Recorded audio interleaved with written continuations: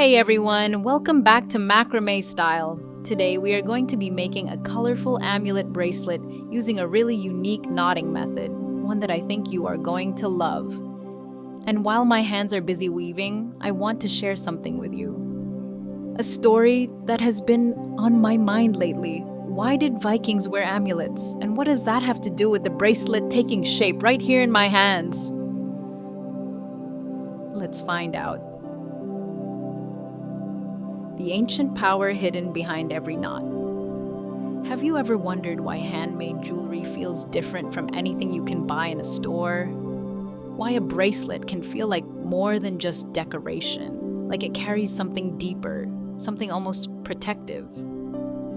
If you have felt that, you are not alone, and you are definitely not the first.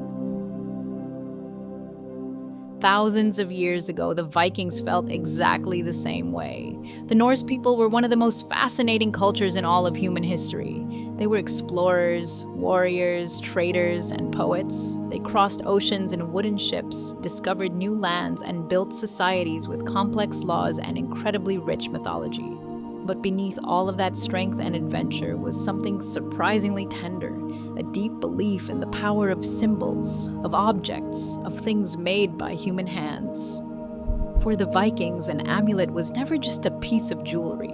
It was a conversation with the universe, a request for protection, a declaration of who you were and what forces you carried with you through life. The most iconic Viking amulet was Mjolnir, the hammer of Thor. Small pendants shaped like the hammer were worn by men and women alike, not as fashion, but as armor for the soul. Thor was the protector of humanity, the god of thunder and strength. Wearing his hammer meant you were under his protection. It meant that whatever storms came, whether real storms at sea or the storms of everyday life, you would not be facing them alone.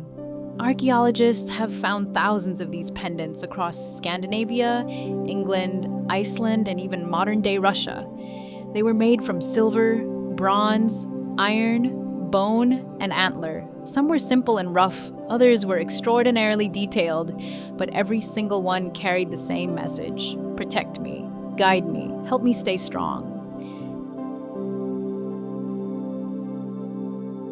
Then there was the Vegvisir, the Viking compass, a symbol of 8 runic staves arranged in a circle, believed to help the wearer find their way even through storms, fog, and the unknown. Sailors wore it on their bodies. Travelers carved it into their ships. Mothers stitched it into the clothing of their children before long journeys. But the Vegvisir was not just about finding a physical path. It represented the ability to not lose yourself when life becomes confusing or overwhelming. A reminder that somewhere deep inside, we always know where home is. And then there were the runes themselves. For the Vikings, runes were far more than an alphabet. Each rune was believed to embody a specific force of the universe.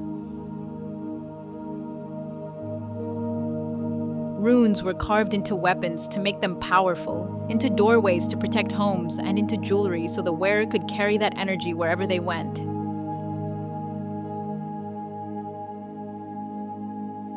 Algiz, the rune of protection, shaped like a raised hand. Tiwaz, the rune of victory and justice, connected to the warrior god Tyr. Ingwaz, the rune of fertility, new beginnings, and hidden potential. A Viking who wore a rune knew exactly what energy they were inviting into their life.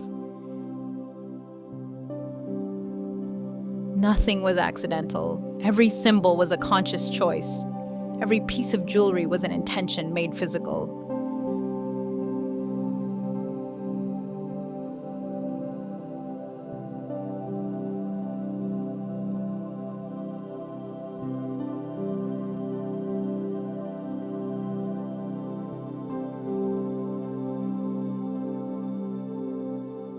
But what moves me most about Viking amulets is not the symbols themselves. It is the hands that made them.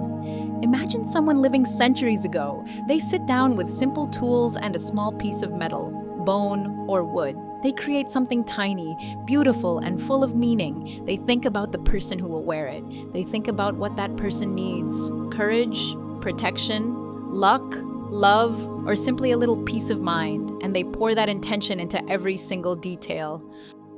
Is that not exactly what we do today when we make jewelry by hand? When you knot a bracelet, you are doing something truly ancient. You are taking simple materials, cord, beads, your own patience and imagination, and turning them into something that matters, something that will rest against someone's skin, travel through their days with them, catch their eye in quiet moments, and remind them of something good. The Vikings understood something that modern life sometimes makes us forget: that objects made with intention hold that intention. What we create with our hands carries something of ourselves within it. A handmade gift is never just a gift. It is time, it is care, it is attention, an invisible thread woven from one person's heart into another person's life.